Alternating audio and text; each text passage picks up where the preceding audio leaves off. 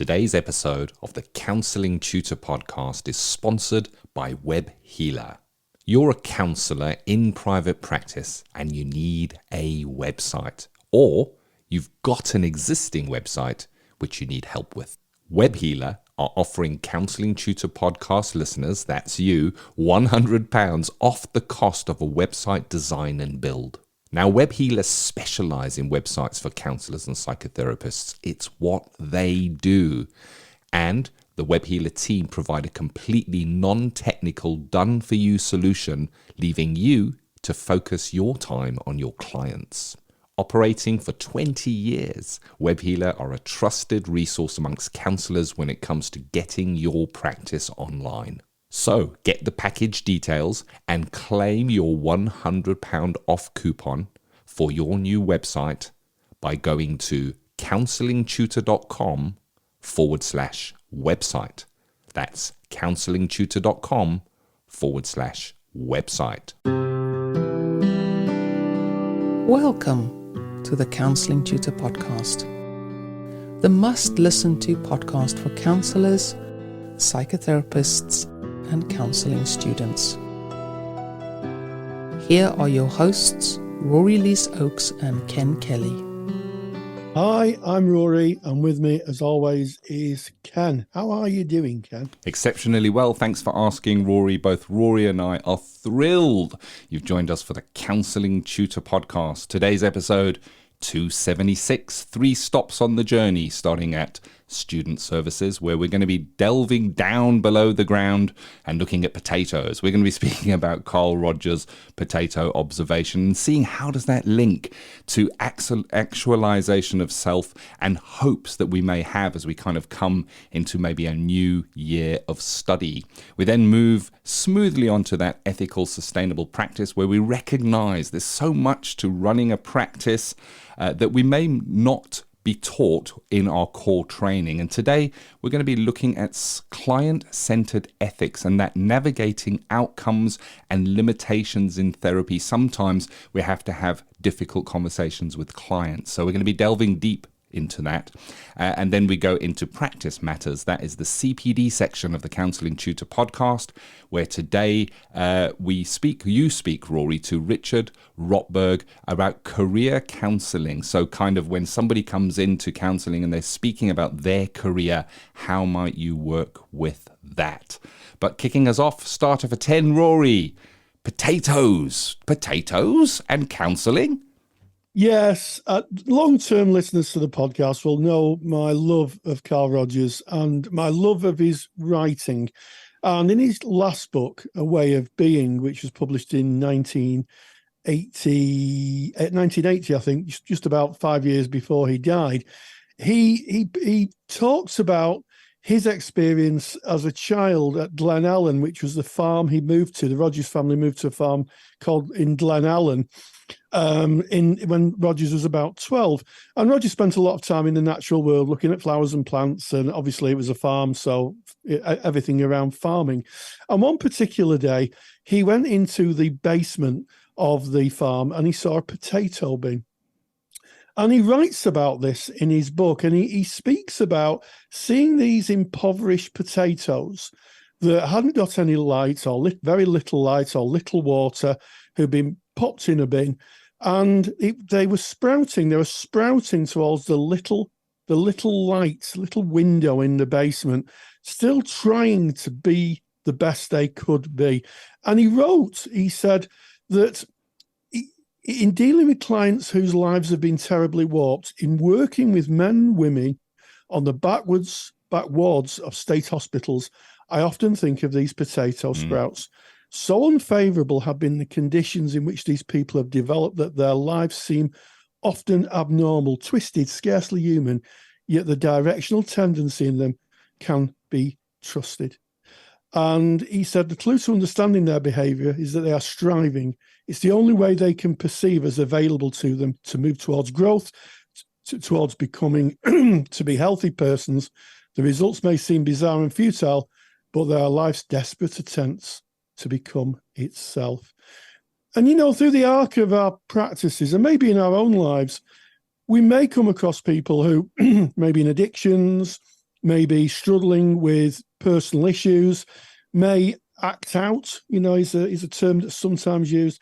But even in that, all behaviour is goal-directed. What Rogers was speaking about was everybody is really trying to be the best they can be, and sometimes people just may be doing that by very difficult paths. And if we can understand the goal of someone's behaviour, then we're better able to meet them where they are.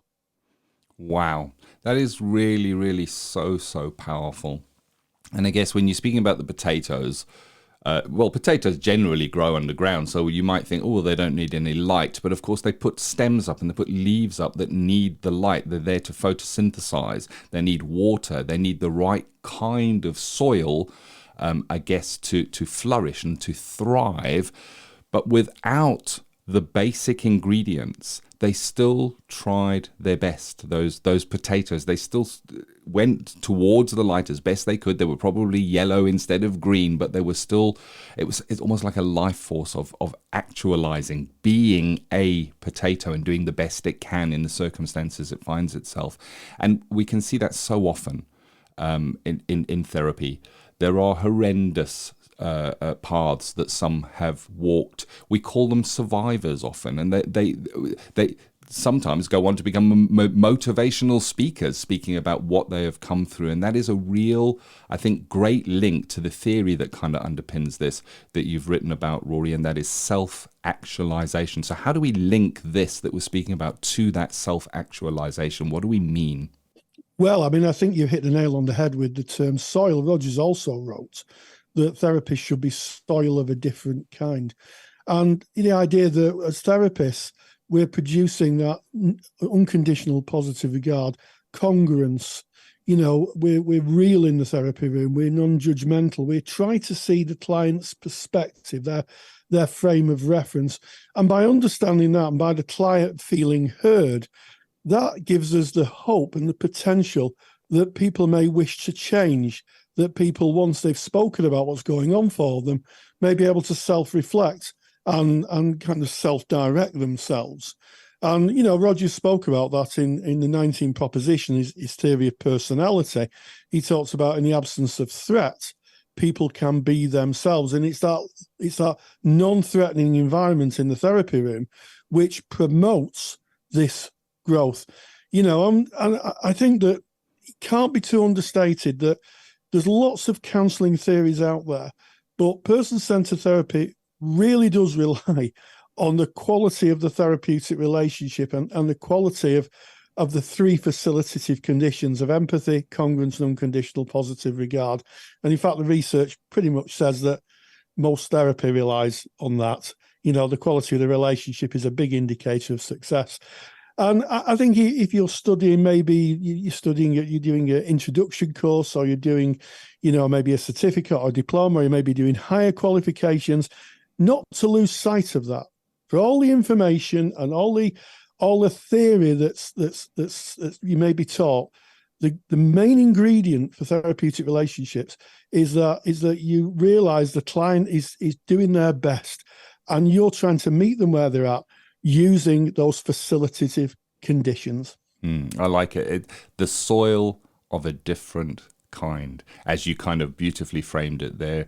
And Rory, when we look at this, we recognize that many who will sit in a counselling chair or present for therapy have been denied or kept away, like the potatoes were kept away from the light, and the proper food have been kept away, maybe from love.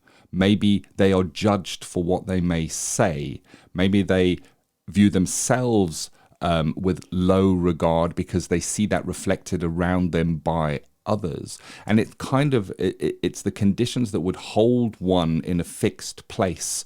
And coming into therapy, as you said, Rory, all of a sudden is that soil of a different kind. All of a sudden there is empathy. I want to hear what you have to say, and I'm going to empathize, not criticize, empathize with what you are going through. I'm almost going to go on that journey with you and see it through your eyes, and I'm going to kind of feed back to you so that you can understand that I'm understanding you. You are being heard. Sometimes just being heard is massive for many that would come into counselling. And then not being judged by the therapist.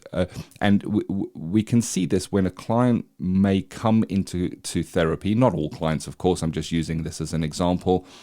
We may see them testing the relationship. We may see them throwing out something about themselves or their life and looking at us to see how we react to that. Do we judge them? Do we pull a face when they mention that? Or do we receive what they say without judgment, with unconditional positive regard of that human being in front of us, with warmth? And that is that soil of a different kind. And the theory showing that just that soil of a different kind can lead to growth for that person. Absolutely. And through my years of supervising, I met many supervisees who said, I don't really think anything's happened to this client. They're not much different from when they came to when they left. And my response is always the same. I say, but they spent time with you. They had the opportunity to explore what was going on for them.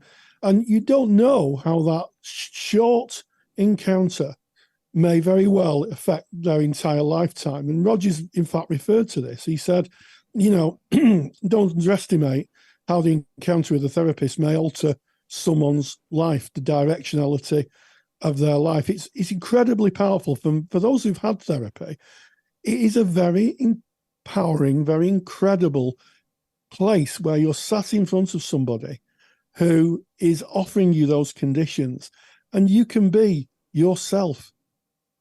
You can be yourself. Wow. And that is something that is a luxury for some people. It's a luxury for some people. But in that space, you can be yourself. And in being yourself, you meet yourself, and you can decide who you want to be. You can decide the directionality of your life. So powerful. So powerful, Rory. And within that therapeutic environment, just our way of being, how we are and how we present can provide that environment without us having to say anything, without us having to go to a list of counseling skills that I've got to now reflect and I've got to now paraphrase and I've now got to focus in. Just us being there provides that soil of a different kind. And if we're looking to the person-centered model of counseling, we're aware that it is non-directive. Within person-centered counseling, we are trusting that client to find their own way. We're not going to say, this is the path, this is what you need to do. Whoa, that's going on. Right, what I suggest you do now is this. We're not doing that. We're trusting them to find the way.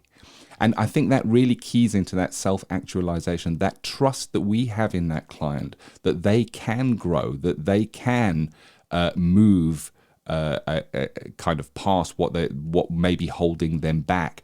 And sometimes when the client comes in, they don't even trust themselves. They don't even trust their own self to be able to get out of there. So having another person who puts their full trust in you is a magical thing. I think self-actualization, and I'm not talking self-actualization as in sitting at the top of Maslow's pyramid. I'm saying moving up the pyramid, moving and kind of, I guess, developing in self is a magical thing. And I wonder if it's a life force, Rory. This is just me pondering now. If it is a life force that is in us and that we see in nature. And I wonder if that's not what Carl Rogers noticed, looking at the potatoes and going, wow, look at that life force that's driving it, even in these harsh conditions, to be the best it can be.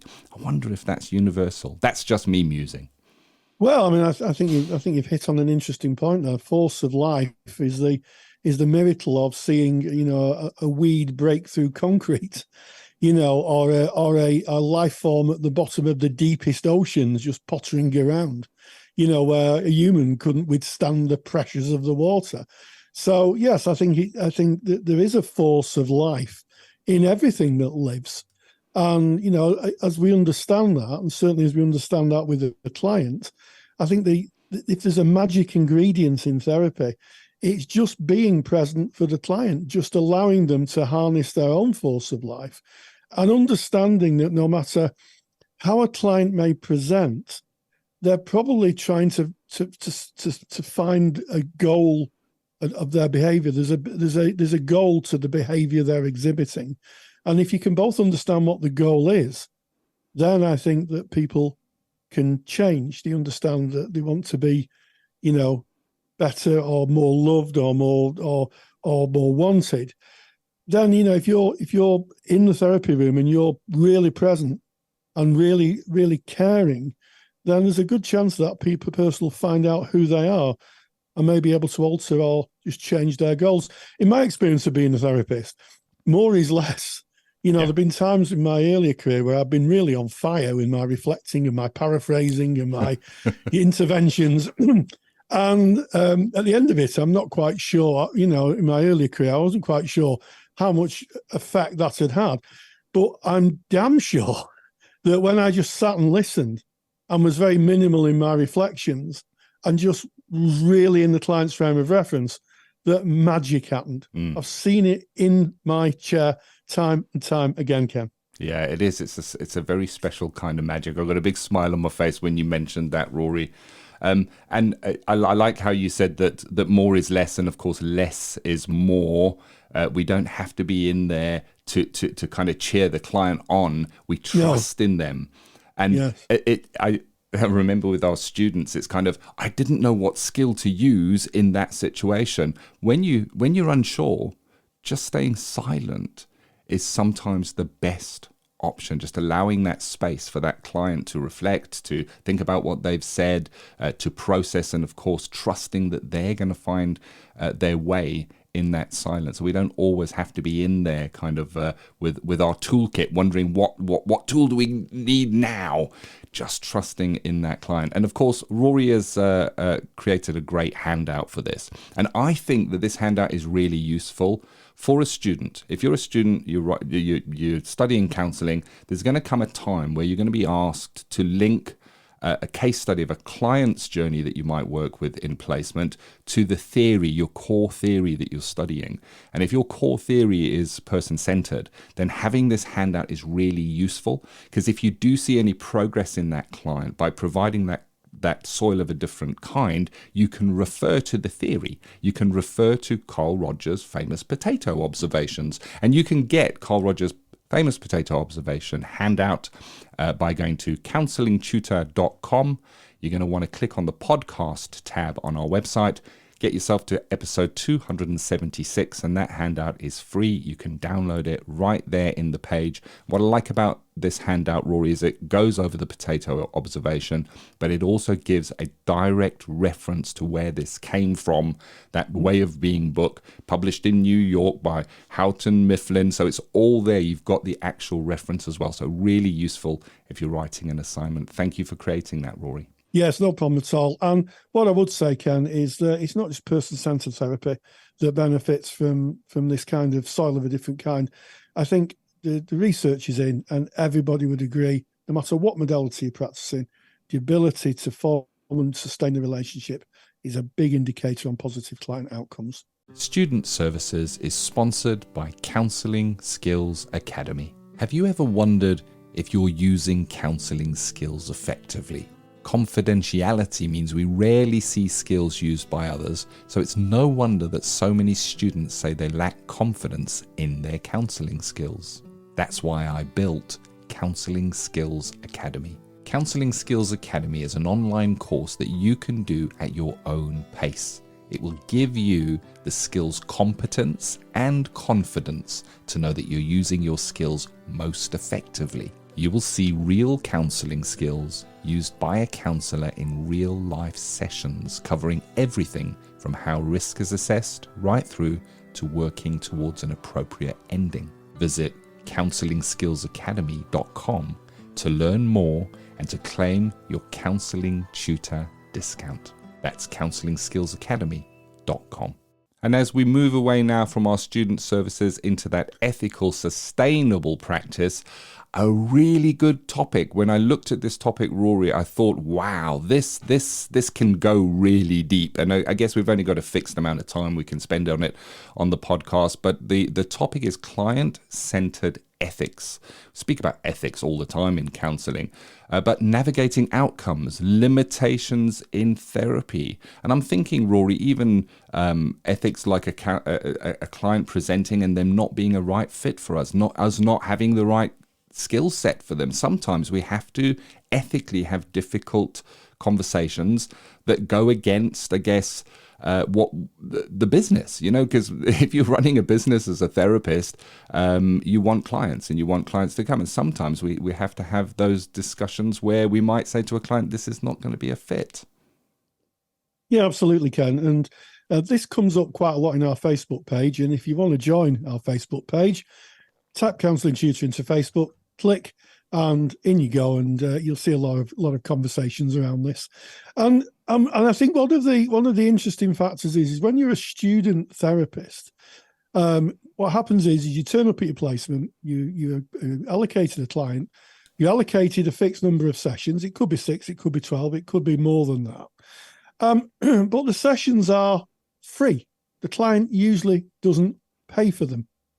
And people come and they talk about their difficulties, and every session there's no fee. When you move into being a paid therapist, you have to be a little bit like my roofer who came to fix the west wing of Counselling Towers recently, and who went up on the roof next to the tower. I'm only joking, I don't have a tower in the house. And just in case anybody did think I lived in some kind of neo-Gothic stately home. And he said, oh yes, your vis tiles need pointing, and and the LED flashings need doing, and it's going to cost so much. And I knew when he came off his ladder how much I had to get out of the cash point. It was as simple as that.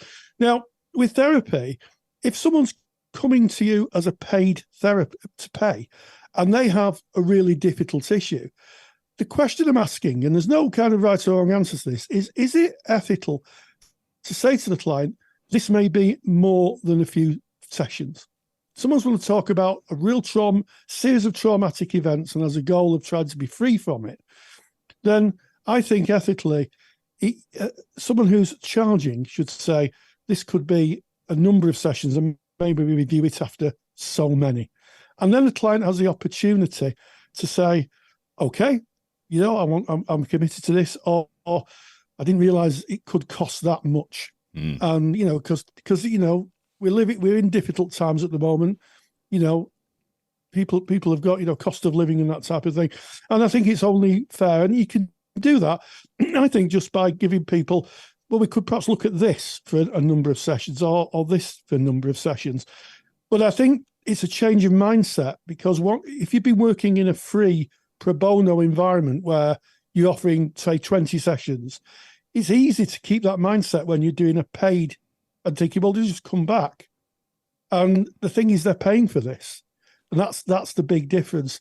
And you're right, Ken, sometimes we may meet a client, have a couple of sessions, and realise that actually what they need is something different. One of the things that came up quite a lot for me when I was in practice was couples. It became clear that the person said, I think I need my partner to come. I think we should have couples therapy. Well, I'm not a couples trained therapist, so there was a referral. But we have to be thoughtful when people are paying, when they're on the clock, to make sure they understand, the financial aspects of being in therapy, and also they're getting the right therapy. Definitely. I agree with that, Rory. And I guess it's sometimes difficult to place ourselves in the mindset of a client coming in. And I'm going to parallel this to doing our own personal therapy during counselling training. Yeah, when we do our own personal therapy during counselling training, there's usually a requirement of how many hours that may be, and it's going to be dependent on the course that you're doing. You'll have a certain amount of hours you need to do.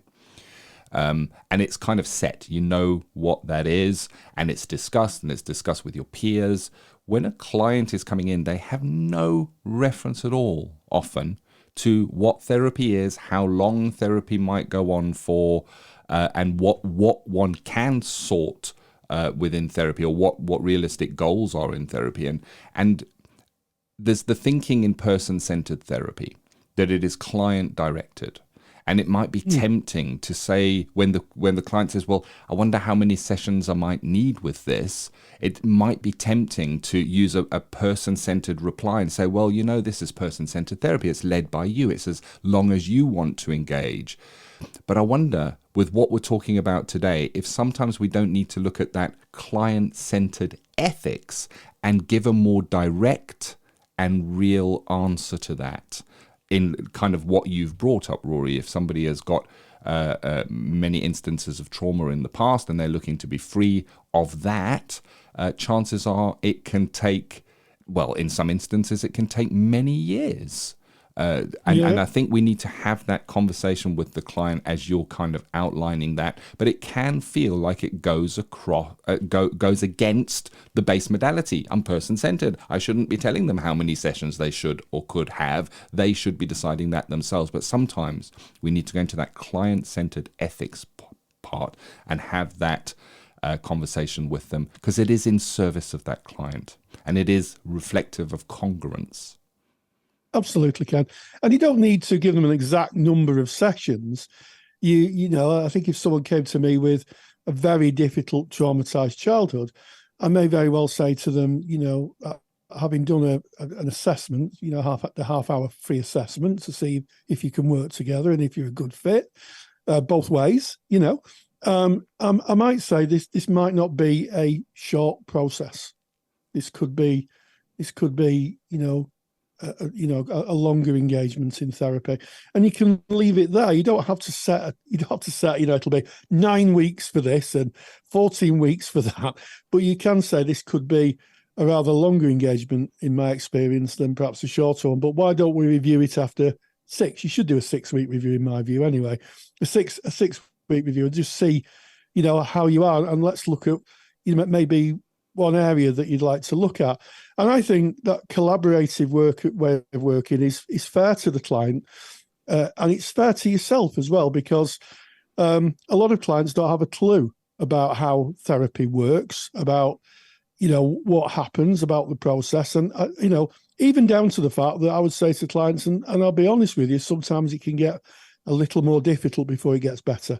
As you start stirring up the sediment, lots of stuff rises to the surface and it can feel rather uncomfortable. But in my experience, it settles again once you've gone through that process. So most people are open to that kind of analogy.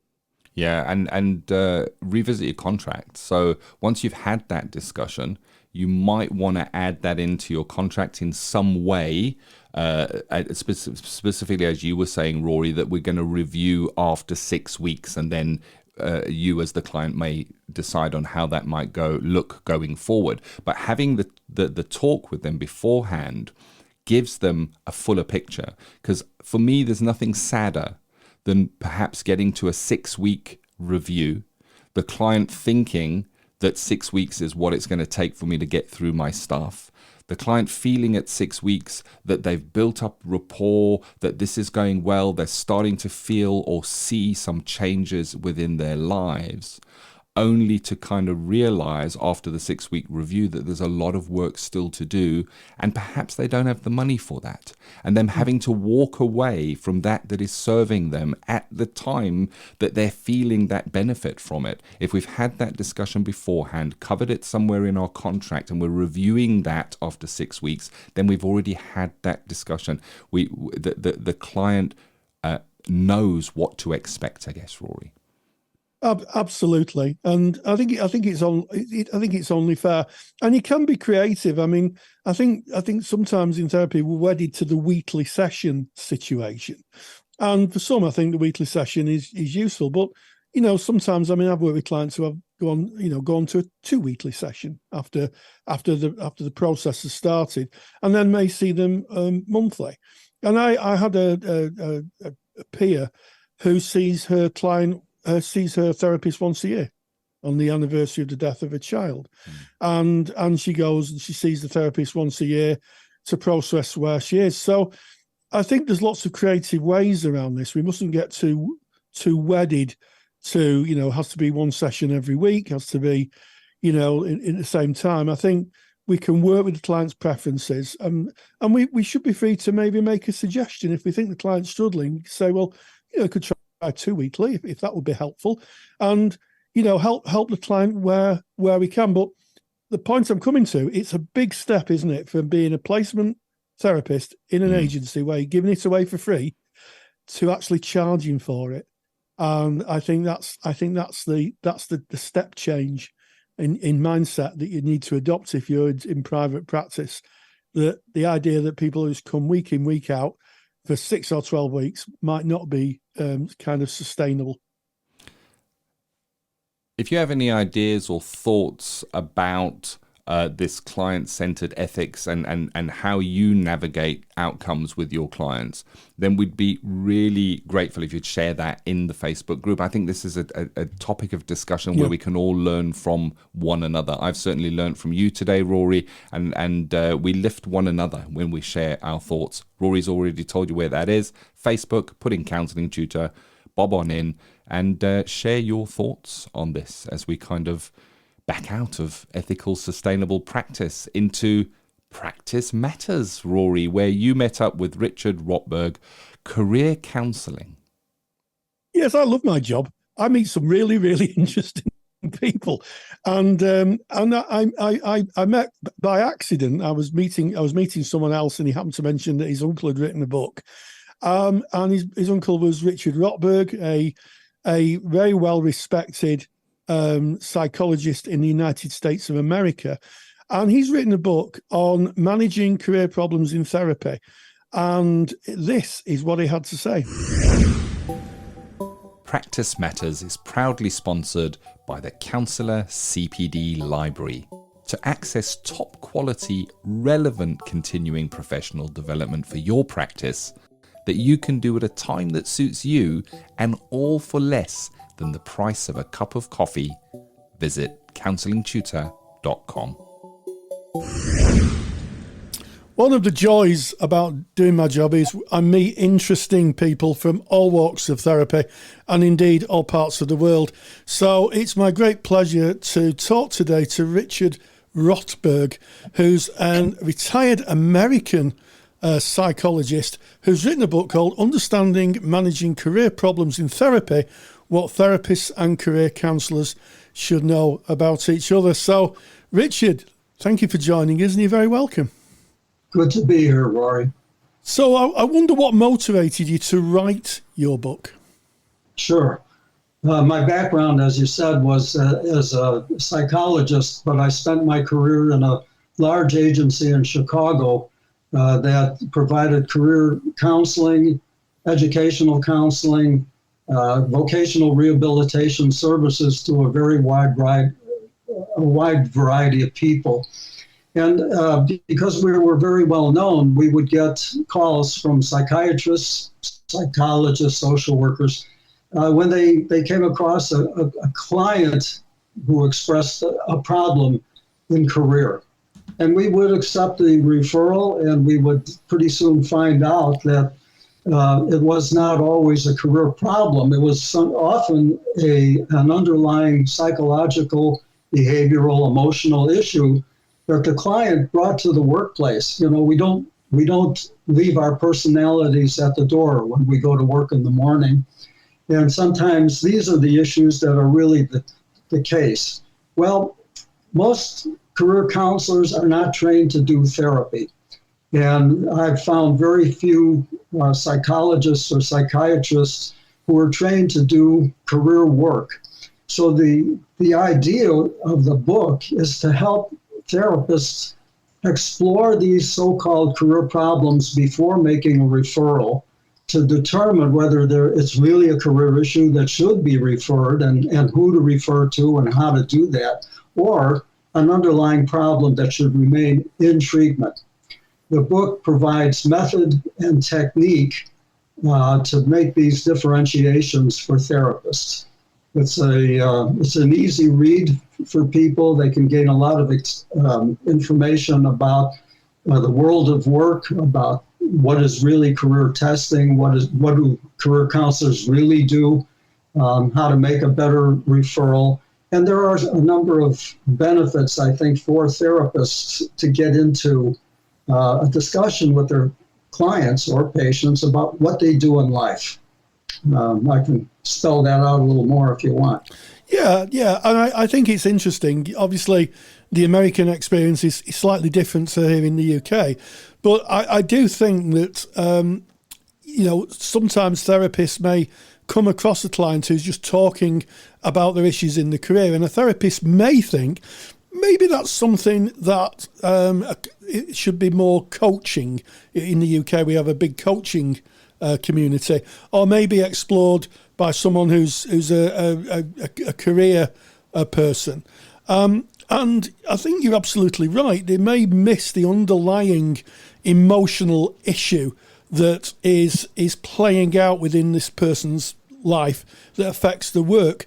So I think it's really important that we don't refer too quickly, which is, I think, what you're alluding to. We don't just make a referral and think, well, that's actually not really therapy, that's something else. What struck me about the book is that you break down a lot of this information very succinctly. Well, I try to write with a voice that is without jargon.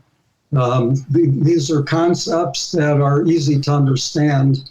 The differentiation between a career problem and a real underlying emotional problem is easy to determine if you have the right questions to ask. And I found that therapists are not usually comfortable asking people about their clients' work. Even the simple question, tell me what you do. When they ask that question, people get comfortable. It's easy to talk about employment, and it's fun and beneficial for clients to talk about the strength in their life, the achievements, the accomplishments they've had. And this is a benefit for the therapist because it drops defenses. Clients become more comfortable in talking to the therapist. Nobody's going to read their mind. They're open about the issues. And I found that if you ask people about their careers, they will tell you all sorts of problems about difficulty with authority, difficulty with co-workers, or people they supervise. And there's a parallel with the family. If you don't get along with your father, you may not get along with your boss, and so forth. The benefit for the therapist is that when they talk to people about their strengths and their successes, it enhances the therapeutic alliance. It makes it easier to get into other problems. The clients relax and they're comfortable talking to you. And this is, I taught career psychology at Northwestern University for a number of years. Nobody really wanted to take my class because they didn't understand what it was. And it wasn't until I told them, I'll make you a better therapist if you learn how to talk to people about their jobs. You'll be a stronger therapist and you'll enhance your relationships. So that's a big part of the book. And in addition to the description of all these different problems that I deal with, there are 23 case illustrations, most of them cases I had where there was an underlying issue that should have been kept or could have been kept, and others which were really career issues that should have been referred. And I think it helps to understand how to make the differentiation, when to keep, when to send. Yeah, I mean, I think that's really interesting. And one of the things I picked up on is that it might be that there's something going on for the client in their history.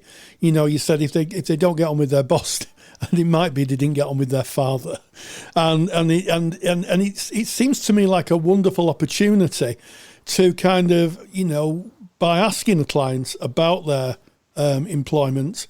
It seems a wonderful opportunity to kind of open up other avenues of exploration onto where the client's having difficulty. I'm guessing that if they're having a problem with the boss, they may have had problems with other authority figures through their lives.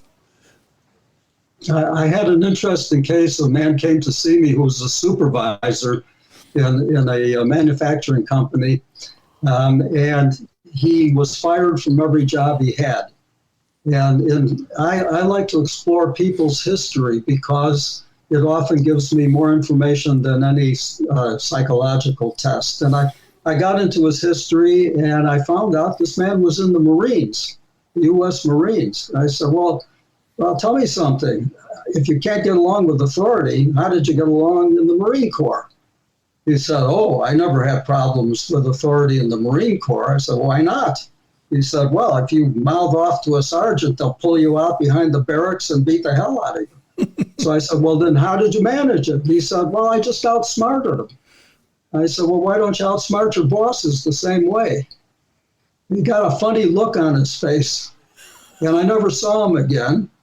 And this is one of my case studies. And the following Christmas, I got a big tin of cookies, biscuits, I think you would call them. Yeah. With a note saying, thank you. I'm working as a supervisor again, and I'm doing very well. Okay, so history, values, intelligence, aptitude, they all go into the recipe of good career counseling. But a lot of it is just plain psychology too. Yes, absolutely. I wonder how many people's problems are actually generated by the world of work. It seems to me that, in my experience as a therapist, I've had a fair number of clients whose difficulties were with their work, that they struggled with their work, their workloads or their relationships. And I wonder, how big a presenting issue do you think this is for therapists? Well, I think that most therapists should explore the client's employment, because you're right on target here. In many professions, for example, there is a great deal of pressure to perform. Doctors, for example, in this country are pressured to see so many clients per hour. It puts a lot of pressure on. I can't do the job properly. The FedEx drivers, the people who make deliveries, are all on computers, and they're being forced to produce more and more. The people who work for large companies are pressured, and this causes a lot of anxiety. It causes a lot of burnout because they can't meet the deadlines and the schedules that are set for them. So the workplace has become increasingly more difficult to be in and more pressure to be in. And there's lots and lots of problems and lots of strikes and lots of anger in the workplace. Absolutely. I would say it's the same here in the UK. We have our groceries delivered by a supermarket, and the guy's truck has got a GPS system in it and a tracker, and if they spend too long, they get a phone call from their supervisor saying, why have you parked in this street for so long when you should be doing all these deliveries? So I think it's a universal problem in developed, industrialized countries. In the book, you talk about volatility and changes in the job market. Now, this has been something that clients have presented with to me a lot, where their jobs may be seasonal, unstable, or their job may be disappearing, and this can cause a lot of anxiety. What's your observations about working with clients who may have volatility in terms of their work? Before I wrote the book, I read 3 other books about the job market and about volatility. And one of the pressuring issues is that the job market is not only changing all the time, it's changing faster. The technology that's behind many companies now, people can't keep up with the technological changes. And the changes, you can't outrun a computer. If everything is being run by computers and tracked by computers, it just puts a great deal of pressure on many people. Can't keep up with it, and so they need to reframe sometimes the work they're in and look for other work. But this is a major problem throughout the technical world, the modern world. Yes, absolutely. And I think there'll be people listening to this whom that might resonate with. I'm sure there'll be people listening to this interview who will be in that position of unstable employment or their employment disappearing with, the growth of maybe AI or the growth of technology in the world of work. I mean, the world of work's changed dramatically since we had COVID in this country. I'm sure it's the same in the States as well. We had lockdowns over here, and as a consequence of that, when we came out of the lockdown, the world had changed, and certainly the world of employment had changed. I wonder, what do you think would be your advice for a therapist who is working with a client who's got problems with their work and maybe on the precipice of saying, well, maybe you need to see a coach? What would you think a therapist would have to think about to be able to take that thought out of the head and work more relationally, more therapeutically? I think the therapists have to first get comfortable in asking questions of their clients about the nature of the problem in the workplace. And in the book, I give a number of questions that therapists could use to open up a conversation. They don't have to be afraid of anything that's going to come out. They don't need to understand the individual's business. They need to understand the pressures that the individual has. And they need to be able to differentiate those issues. It may be, I have a lot of people that came and said, I want to change my career. And I wouldn't let them change a career because it's a hard thing to change your career, especially if you have training, education, licenses, and so forth. Very often the solution is finding out what's wrong in the work setting with them. Is it too much pressure? Is it the wrong kind of company? Do their values clash? I've seen numerous lawyers who want to change professions because their values are different than the company's, and they're forced to do things that they really are unhappy about doing. Well, I don't let them change their career. I help them find a setting where their values fit more closely, and that removes the pressure. So the book details the different kinds of issues that clients will raise and explores how the therapist can think about them for the purpose of making either a referral or working with the client about what his issue is and that they should continue to talk about it. I think that's a really interesting response, because I think everybody I've ever worked with I'm talking about clients here, who struggled with employment, when you got down to it, it was a values match. Their values were very different to their organisation's values. And, sometimes they didn't realise it.